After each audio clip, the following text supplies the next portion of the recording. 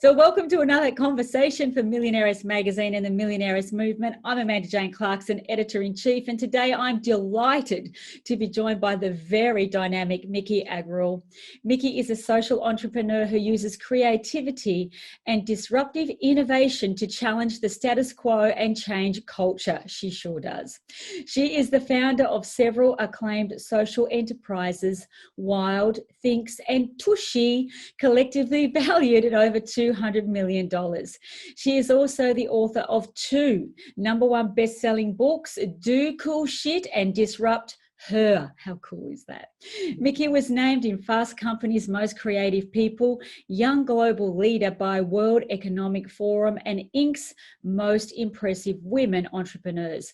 From inventing products in taboo categories, being told to be quiet by society, yeah, right, dealing with countless naysayers and shocking setbacks. Let's hear how Miki has managed to accomplish so much during her young years, blazing a very impressive trail. So Miki, your story or your journey to where you are now, how did it actually begin?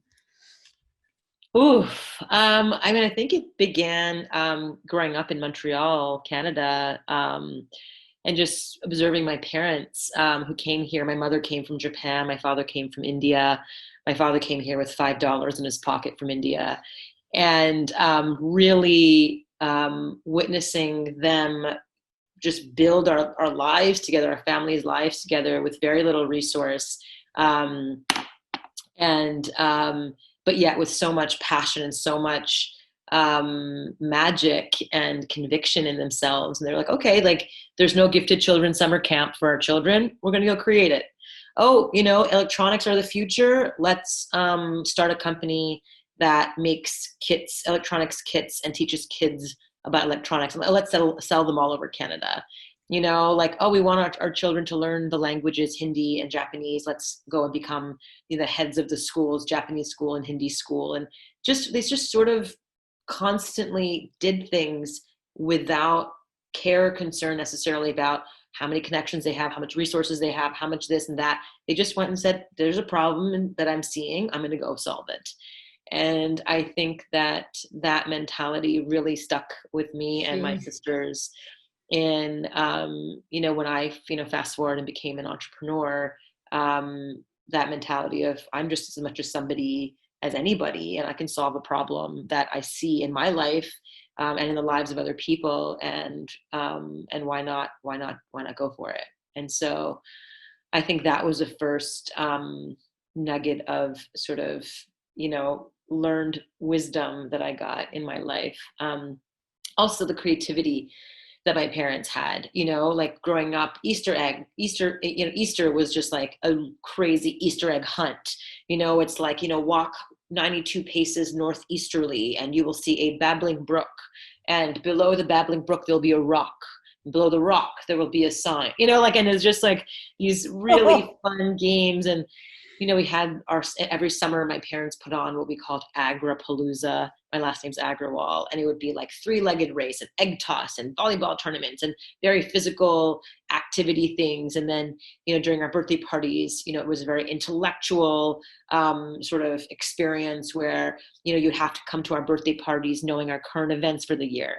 And, and like it would be games around how much do you know around current events. And it was just like all of the things that they put together was always just filled with creativity and fun and magic and surprise and delight. And that's also why I think so much of our creativity in solving problems kind of was massaged at a really young age by just watching our parents come up with all these fun games for us to do. So I'm very, very, very grateful for them. It's an incredible story. It's not often you hear of somebody's past story being, affected by their parents being so open and teaching you everything that they've taught. They've obviously have very creative minds themselves. Were your parents quite young? I'm 40 and my mom just turned 70, so 30 years older. So my mom was about, just about 29, 30 when she had us. And So sort of like that. Such a great outlook on life, though. What a great start, hey? Yeah. Yeah. And you're one of how many children? Well, actually, I'm 41. That's still I'm young, one. so young. I'm the youngest of three children. Well, I'm youngest by 5 minutes. I have an identical twin sister, Oh, and I have a wow. third sister who's 11 months older than us. So we're Irish. We're Irish triplets. How gorgeous. And you're very close to your sisters, and do they Oh look my similar God. to you? Yeah. My twin sister lives 5 minutes from here. Yeah. And she has her own beautiful townhouse in Brooklyn as well. And my older sister's 11 months older, and she's a surgeon. She's like, top of her class at Harvard, top of her class at Yale Medical School. I mean, she's like the genius parent, the daughter that, Asian parents have always wanted, and we kind of became like the entrepreneurial sort of like runts, Pin-up poster for everybody else. Oh, I mean, my older sister was definitely like the like poster child for Asian parent delight, Oh, I don't think you're going to disappoint anyone. So let's talk about you. What age did you know that you were wanting to start your own companies? I mean, you had an incredible start, incredible parents that helped you see and obviously instill belief that anything and everything is possible in this world. What age did you know that, wow, I'm going to get out there and make a change? When I was 23, I met an entrepreneur standing in line, like waiting in line to get into like a party. And it was the first entrepreneur, like a real entrepreneur I met. And his name is Graham Hill. He's still a dear friend of mine today. And when I met him, I was like, oh, well, what are you up to? And he's like, oh, I'm an entrepreneur. And I'm like, well, wow, like you can do that. You can start a company. Like, I didn't even, because like when you in college back in 2000, graduate 2001, investment banker, consultant, lawyer, doctor, like it was still pretty traditional, like careers you can get into. Yep. And entrepreneurship was just not one of those, options. And now there's of course entrepreneurship schools and management schools that teach you all these things, but there wasn't that before. So when I met him, he introduced me to a bunch of his entrepreneurial friends in New York. And I was just like, whoa, this is possible. And so, cut to when I turned 25, I had my first like ding, ding, ding idea for a business. It was born out of a stomach ache. At this time I was working on sets of commercials and music videos, like driving directors around, like, just kind of working my way up to producing commercials and music videos. And there's this table on sets called craft service tables. I don't know if you've heard of those, where you basically, it's free food. There's like pizza and, like M&Ms and all this just like crappy processed food on the tables. At the time I was still like paying off student loans. And so I would just eat that as my food, and I would just come home with like awful stomach aches. And I was just like, ugh, like what did I eat? And again, the food movement hadn't really taken off in early 2000s yet either. It's not like none of these like, functional medicine, paleo, vegan, like these things were just not conversations back then at all. It was like low fat diets kind of thing. Yeah, exactly. Yeah. And so my first idea was like this ding, ding, ding idea that was born out of these stomach aches. Was like, oh my God, like I remember I had to give up pizza because every time I ate pizza, I had bloated stomachs.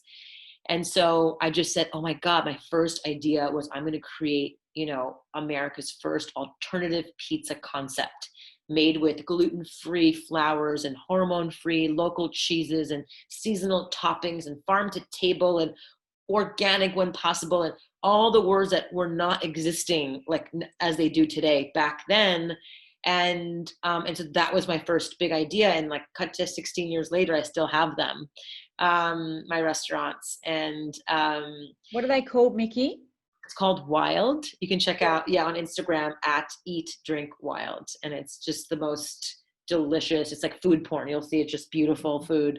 It's just delicious. Yeah. So check out at Eat Drink Wild on Instagram. Check it out, ladies. Yeah.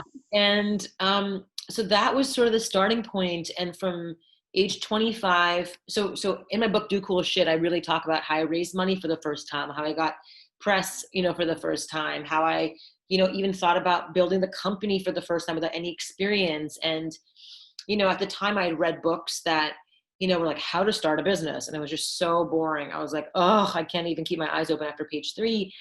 Those were one kind of books that I read. And the other kind of books were these amazing autobiographies, about Richard Branson and all these books.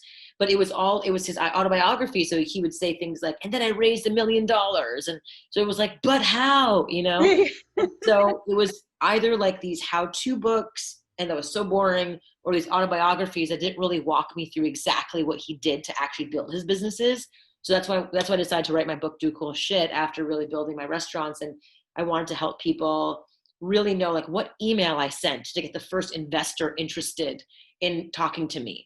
Like what was the first, when I had my first meeting of the minds, like how did I get people to join my meeting of the minds? Like when I, raised money at my first fundraising dinner party, like what did I cook that night? How did I get people to show up? Like where did I do it?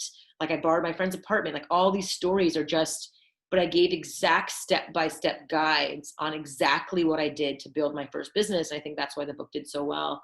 Unheard of. Yeah. It was sort of like that marriage of the how-to and a really fun, fast-paced sort of autobiography story that people can really relate to, because I made so many mistakes and I just screwed up so many times. And there was just a very relatable book, basically. So, and so then after that, I, in 2010, I went to India, and in India, my sister and my girlfriend Antonia, the three of us kind of sat at the banks of the Ganges River, and my sister and I told her about an idea that my sister and I had at one of our family barbecues, Agrapalooza, where my sister and I were in a 3-legged race championship title, and we were defending our 3-legged race championship title. And in the middle of the race, my twin sister started her period. And it was like in the middle of the race, and we were like, oh my God. And it was like blood everywhere, and it was like crazy. And, but we still finished, ran the finish line, came in first place, and like ran up the stairs so she could change her bathing suit bottoms. And as she was washing the blood out of her bathing suit bottoms was when the idea hit. Oh my God, wouldn't it be amazing to create a pair of underwear that never leaked, that didn't stain, that supported women every day of the month, that absorbed the blood, that was like the right product that made women keep their heads in the game. Like if they're playing soccer, the 3-legged race, if they're in a meeting, if they're like flying, if they're on a first date, if they're going to dinner or whatever, they just don't have to worry about that one experience. For all of us, You're crossing your legs going, no, not now. Yeah, exactly. And there's those scenes of like the women, like the ballerinas, like bleeding out on stage, it's like these crazy stories. And so in 2010, when we went to India, we kind of like told our friend about the idea. We were like, okay, we're going to start this company and we're going to call it Thinx. And it's a period-proof underwear brand that protects, that protects women from leaks and keeps them feeling dry. And it was this really exciting project. And so starting in 2011, we started developing the technology, and then 12, 13, 14, took us almost 4 years to develop it. We quietly launched in 2014 and really had a grand launch in 2015. And then from that point, we just took off, and it was absolutely insane to be part of this fast growing company, and just to be holding on, for dear life as it just exploded.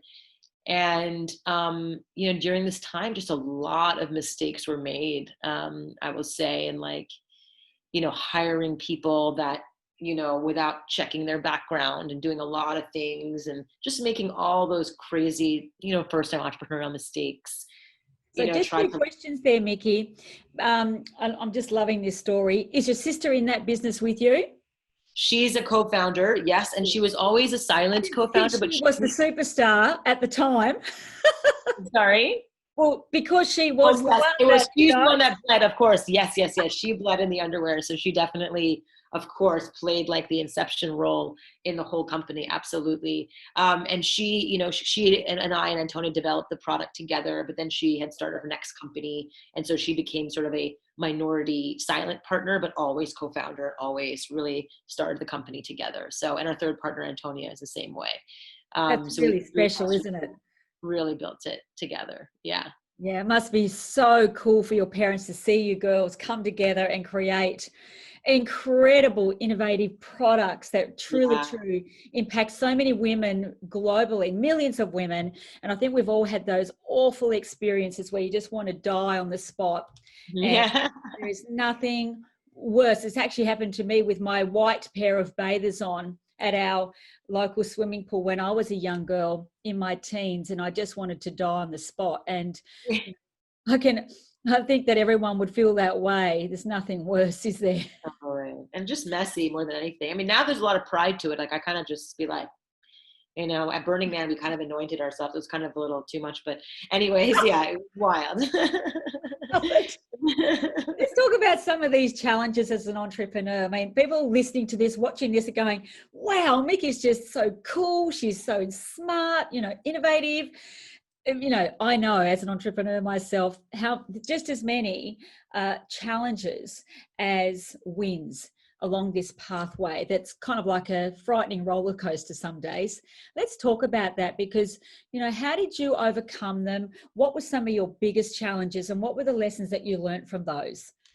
Yeah, I mean, I think, like I said, the first one was really moving way too quickly, being shoot from the hip, just like, oh my God, we're growing so fast. Like, you go hire 10 people, so I made the mistake of having someone hire 10 people that I didn't properly vet and that were just not great for culture and that were really, you know, like a bit too on the feminist realm, but not like the positive feminism, but like more that just the almost like violent feminism, violent feminists, Yep.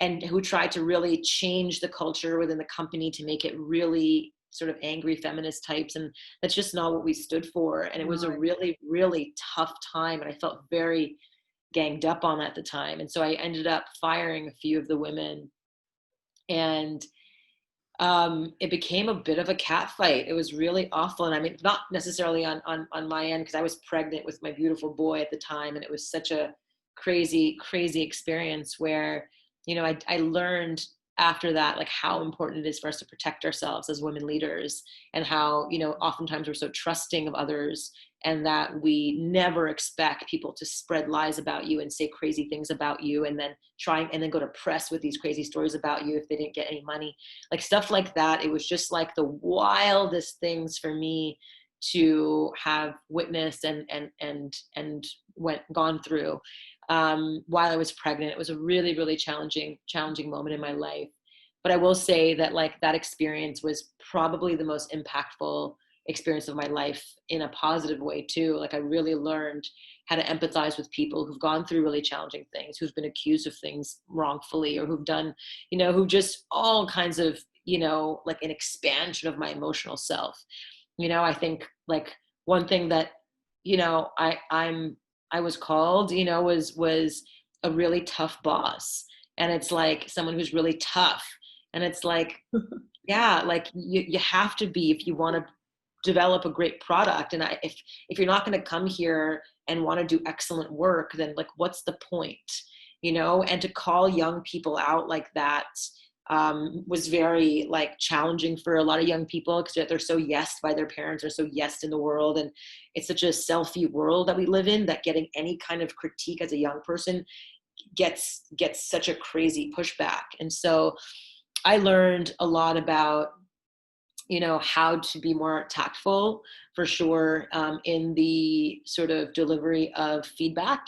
And I think that was an important lesson. But I also learned that, to not just willy-nilly hire random people for your company that aren't good for the culture and aren't good for the business, who can really try and destroy your character and destroy who you are, just completely in a wild way. And I've been through all of that, and it was really, really challenging for me initially. And then I sort of, just like found my, just like, but like I'm an integrity. Like I know who I am. Like anyone who's met me knows who I am. And anybody who wants to say things about me, they can. And, like, may this be a beautiful lesson to not believe everything you read.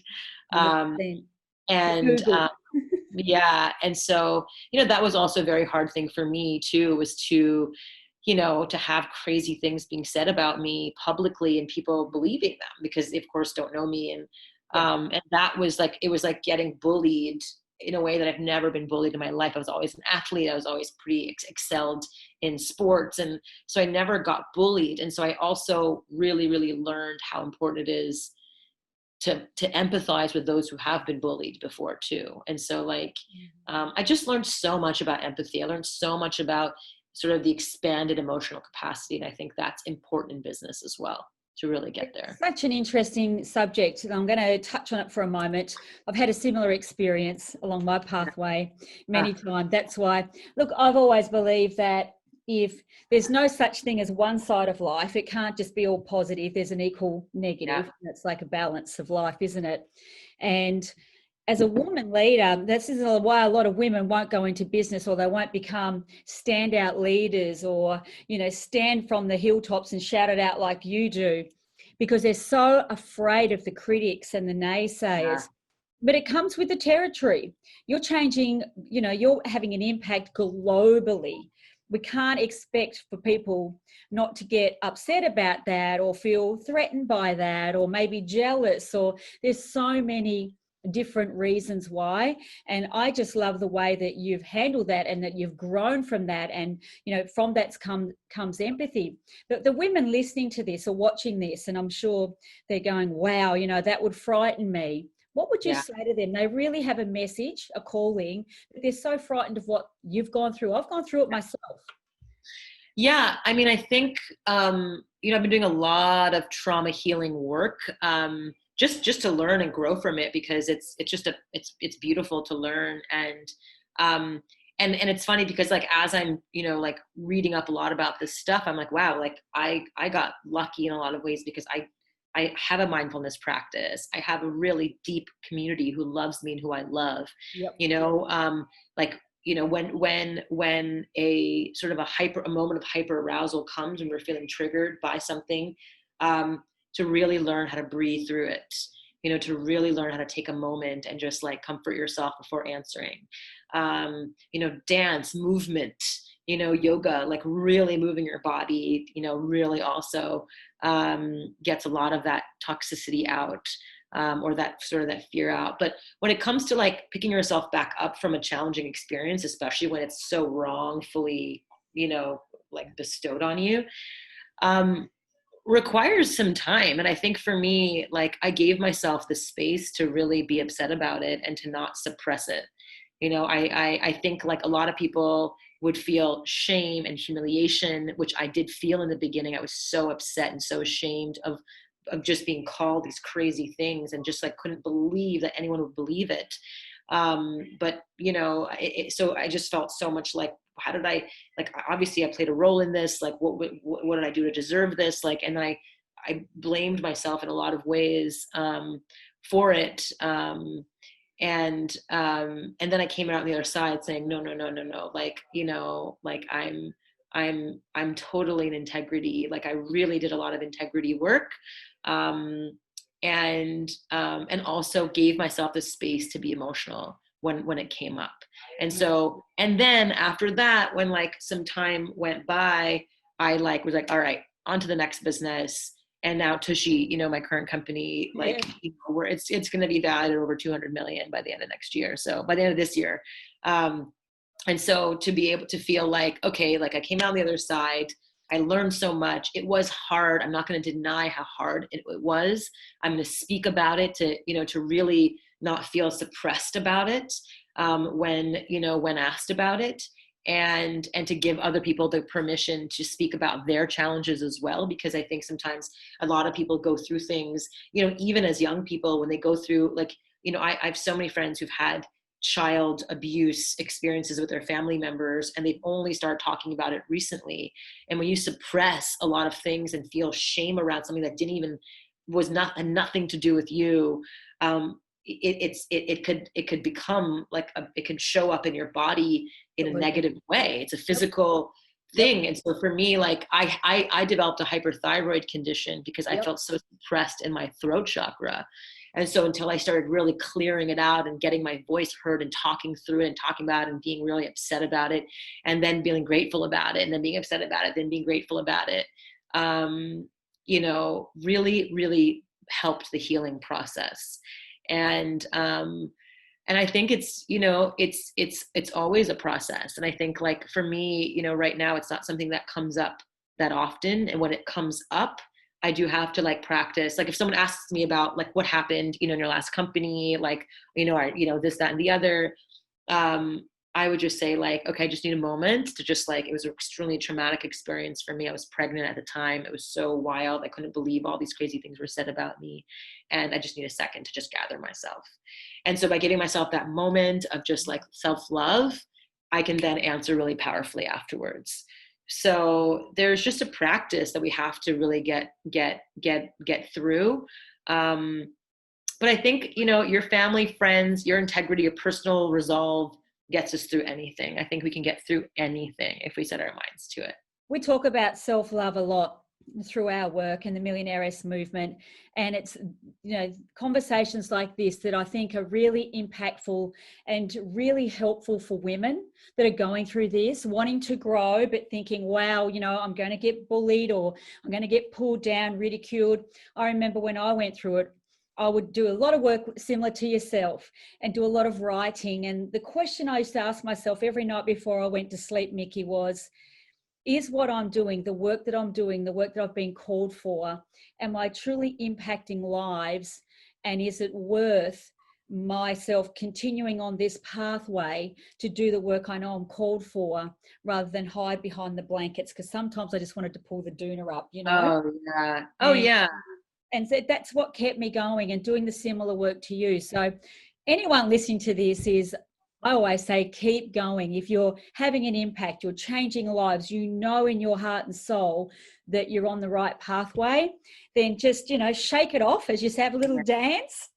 Yeah, I mean, I wrote my book, Disrupt Her, after I went through my crazy experience and after I had my baby. And so Disrupt Her is really about those who are trying to disrupt the status quo and those who are trying to change culture and drive society forward and make it better are going to be the ones who will get rocks thrown at us the most. We're going to be tried to be canceled the most, and we're going to try and be, you know, shamed the most. And it's like, it's like when we recognize that, we're like, oh, okay, like I'm a disruptor. Okay, like I'm shaking things up, and as a result, like, you're a disruptor. You're shaking things up. Like, anyone who shake things up in the world ever has gone through these kinds of moments where people and society have tried to cancel them and try to make them feel like they did something wrong, or that they were tall poppy syndrome, cut them at the we knee. have it wildly here in Australia. Yeah. And who do you think you are?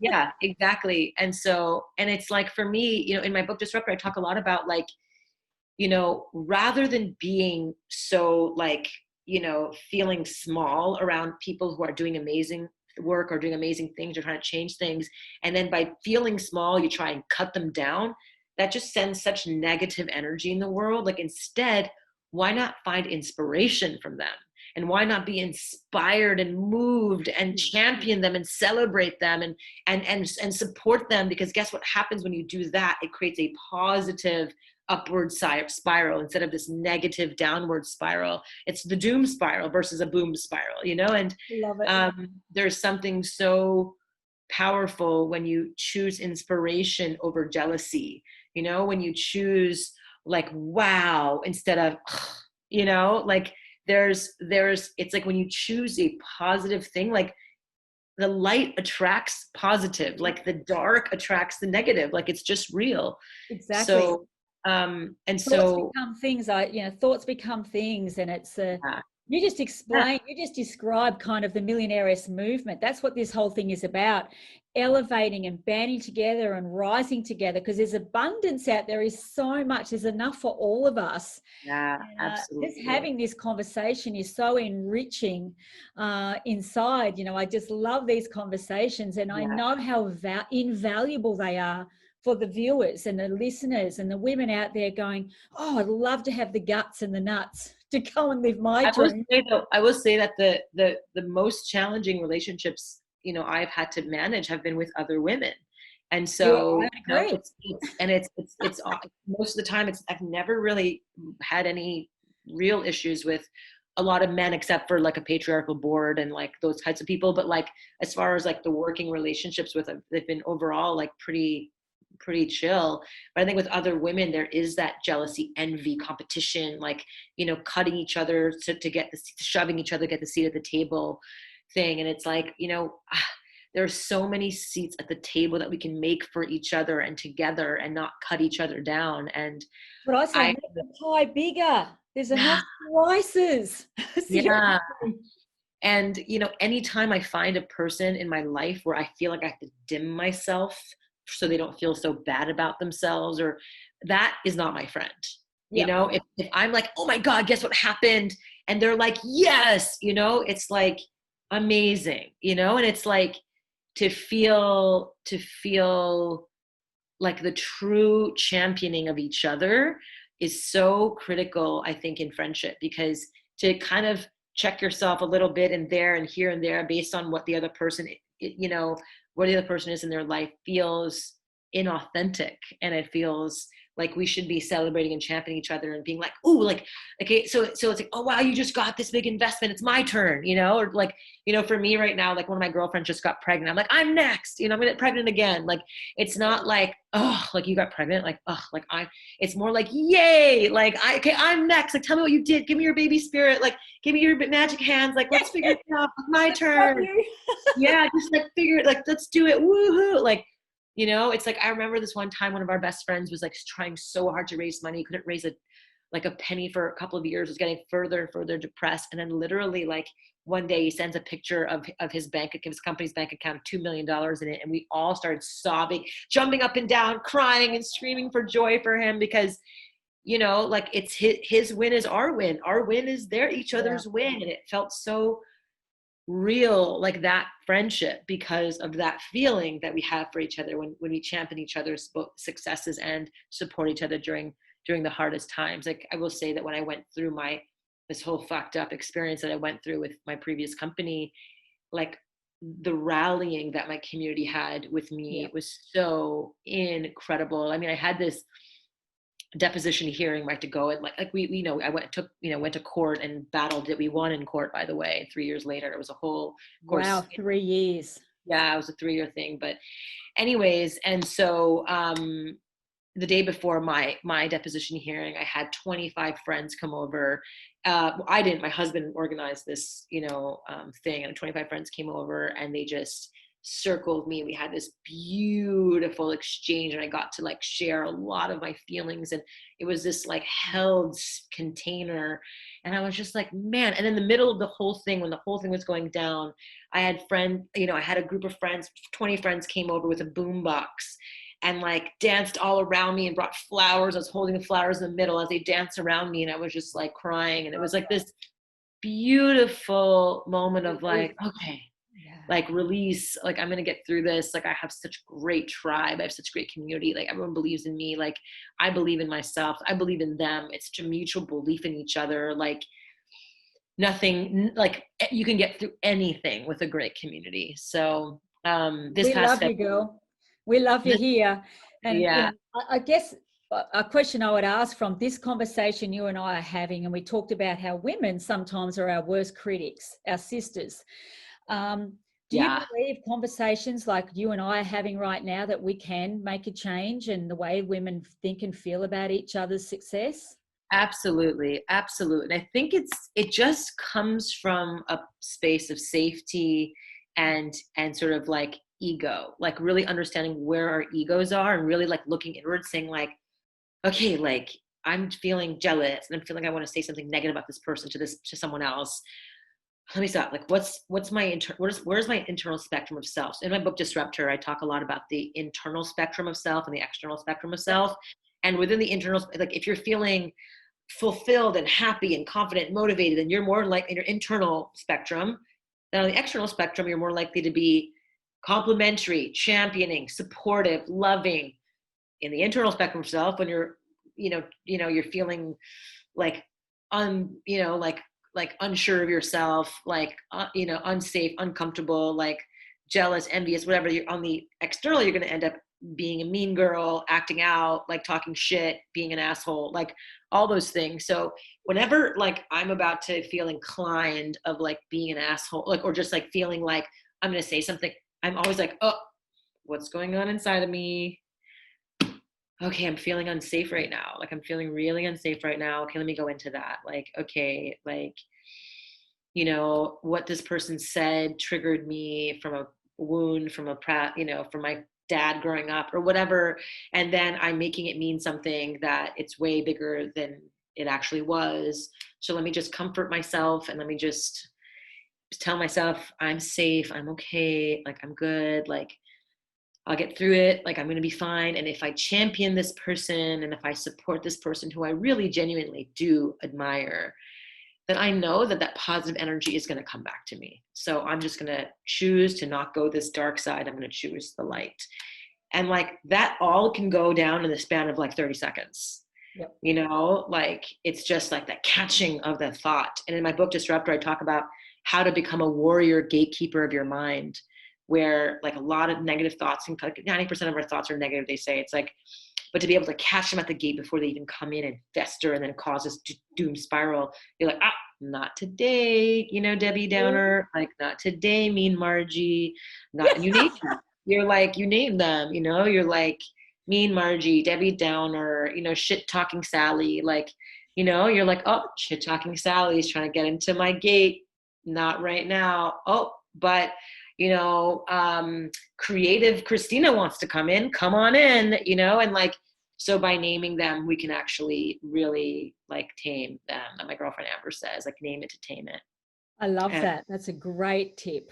Yeah. And so to be able to catch the thoughts before they come into the gate. And then what happens is when you stop letting all this negative shit in the gate, you just create so much more space for positivity, for new ideas, for creative juices, for, oh my God, the next campaign you want to create for your business. Like all that toxicity and all those stuff just comes off your brain and you're left with space, and space creates opportunity, magic, potential, everything. So I always love it when I'm like, oh, I just caught that, and I get to now transmute it and change into a positive experience for me and for that other person.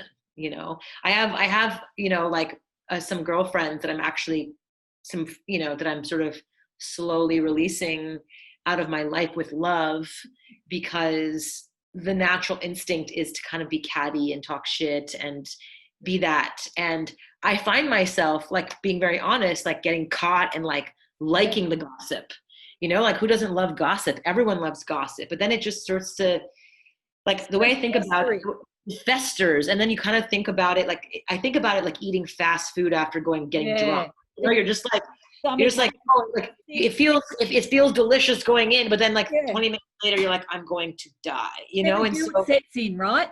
The guilt sets in. You think, oh shit, I shouldn't have eaten that. Shouldn't have said that about that person. Exactly. And so it's the same thing where you think about that, then it festers and it lives in you, and that negative energy sucks. And so I've started to really like slowly stop spending time those who, because again, like I know what it brings out in me. I'm not shaming them. I'm just understanding myself more. Like I am, like I could get caught in the storylines and and I'm just like, ugh, like I don't want to do that.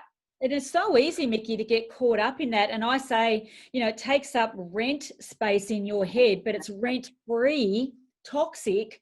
Clean it out. And it's easier said than done. I understand. And I've spent most of my life culling, because I've only got time for a short, little bunch of really cool people. Totally. So the tip that I would give to anybody listening, when a friend wants to come over and gossip, you just have to say, something like, wait a minute, or just like something, or like tut tut tut, like just like come up with this like something that you can say, like tut tut tut, and they're like, what?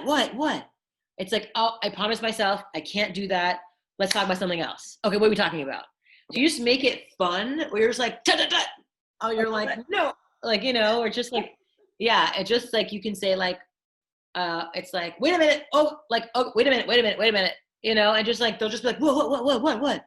And you just kind of break it, like you break that cord, And your energy just goes down. I don't know if you've ever felt yourself, we're all women, we're all human. But when you start talking about other people, I start to feel yucky myself and thinking, well, if I'm bitching about someone, someone's bitching about me, and it doesn't feel so good. I'd rather think about how I can create something, how I can make somebody's day, send an email or post a comment. And you know what? It's important to also have a person that you can process feelings with, right? I have my coach, like right now I'm like, my husband and I are like, like in a bit of an argument about something. And so we have a call with my coach in 8 minutes, You better get moving. I've got a couple more questions then. Yeah, to clear it up. And so there's this sort of, like it's okay to have someone to talk with that is about the issue and you can resolve it, like 100%. It's not, that's it. And it's like, if you want to like process something that you're going through with somebody, that's not talking shit about them, that's processing how you can respond better to that person. But you want to find a coach, or you find a therapist, or you find one person to talk with about that thing, and not just talk shit about, and talk about it to everyone because you want to. That then becomes like this thing, versus it just being like, that's a conversation at 2:00 with my coach on Tuesday. Until then, about that, that's one of my questions, girlfriend. How important is it in your life, Miki, to have mentors, coaches that have helped you to get to where you are? What, because a lot of women won't invest in themselves. They'll go, can't afford a mentor. No. My coach changed my life. When I started working with her, my company was $60,000 in the hole, minus $60,000. I had a really tough relationship with my co-founder, like my third co-founder. I had just leaking relationships in my life. It was just not a clean, I had a hyperthyroid condition then too, just like, everything was like leaking, it wasn't great. And so my coach, literally in 2 years, we went from minus 60,000 to 50 million in revenue. I cleaned up all my relationships. I cleaned up all of my partnerships, like everything got cleaned up in that period. Of course, then we had that massive explosive period, and I just got too crazy busy to be smart about it. My coach told me to fire these people from right away, and I was way too late in the game of that storyline, and I was, a bleeding heart in a lot of ways. But I learned a lot from that experience. My coach was like, I told you so from the beginning. And that was when I was like, I'm listening to you now moving forward. And so to this day, she's been a coach for 7 years, and she doesn't just do my business, but she does my life, my partnerships, my relationships. She does every single area in my life. And it's really all about where I am right now. What is my dream? And what is that delta to get me there? Yeah. And she's magic. Yeah. I agree. I've had dozens of mentors my whole life, and I wouldn't be sitting here having this conversation without them. Yeah. They're invaluable. Miki, what's your biggest inspiration to keep moving forward with what you're doing? What or who, I should say? Yeah, I mean, I would say really changing culture. Like, I really think that there's something very interesting about improving the way things are in culture and society. I like the idea of challenging things that shouldn't be considered taboo and not shameful, like a woman's period or going to the bathroom and pooping. To talk about Tushy, my current company, Tushy, is like, has, like what it is simply a modern bidet that attaches to your existing toilet. I've seen the whole thing, yeah. Yes, and turns any toilet into a bidet in less than 10 minutes. There's no plumbing, no electrical required. It is cleaner than anything in the world. Like, think about it. You would never use toilet paper in the shower without water. Like, why are we, like, imagine if you jumped in your shower and didn't turn the water on and just used dry toilet paper. Smeared it around. And just smeared it around. People will be like, what are you doing? That's just not clean. Like, we use water to clean every single thing in our lives, and except for the dirtiest part of our bodies. And so what Tushy is simply is a modern bidet that attaches to your existing toilet in 10 minutes. It's only $79. And it's just like the most product that exists. And so, and we've saved over 2 million trees to date.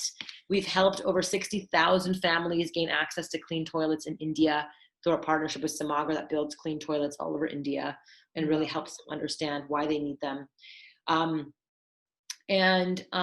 just really excited about the possibility and potential of saving millions and millions and millions of trees every single year from getting flushed down the toilet so disrespectfully. These beautiful trees, like, literally give us oxygen, give us a place to live and inhabit this earth, and we just chop them up and wipe our butts with them. I mean, it's crazy.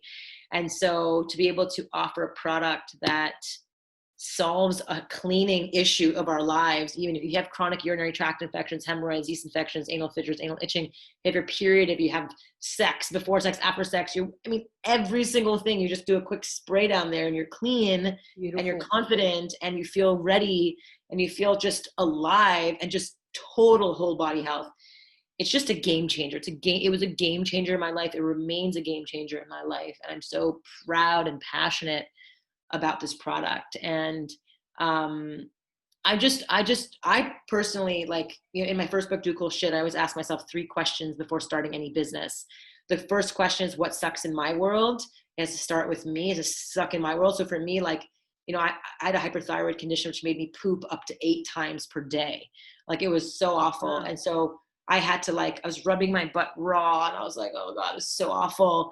And eventually my husband got me a bidet, like a crappy Chinese bidet for Valentine's Day. And I was like, oh my God, what is this? It's this Chinese crappy thing. Let me go and make, the best in class, beautiful designer version of this product affordably for the masses. That was an excellent product. And that's when Tushy was born. And so it has to start with you. It has to suck for a lot of people. So what sucks in my world is the first question. Does it suck for a lot of people? Because if it sucks for a lot of people, then it's an opportunity, it's business. And the third question is, can I be passionate about this issue, cause, or community for a really long time? And so, can I be passionate about saving the planet for the rest of my life? Can I be passionate about women's issues for the rest of my life? Can I be passionate about, health and food issues for the rest of my life? And so that's why all of these companies still exist today and are thriving today. So what a tremendous and golden conversation this has been. I so appreciate it. One final question. I know you've got to go. Miki, what would you specifically love to be known and remembered for? I would say for, driving authentic conversation forward, using a product to disrupt old, tired preconditioning, like using innovation and disruptive innovations and products to really challenge the status quo and elevate humanity, elevate the planet, and all beings that inhabit it. You're living your legacy right in the moment, right now. Thank you, Miki. I've had so much fun on this conversation, and thank you for being part of the Millionairess magazine and the movement, an integral part of the growth and the momentum, and women will absolutely love this conversation. Thank you, gorgeous. Thank you so much. So happy to be here. I really hope that we get to see each other again in another way over here. Yeah. Stay in touch. And if you need headshots or bios or anything like that, and Gibson will send everything to you. Yeah, the girls will sort that out. We've had the best fun. I really appreciate it. Yes. Enjoy your move, beautiful. Oh my gosh, thank you. And you two have the best summer ever. Oh my gosh. Look me up next time you're here, right? 100%, absolutely. All right, beautiful. Have a beautiful day. All the best, Miki. You too. Bye, gorgeous. Bye.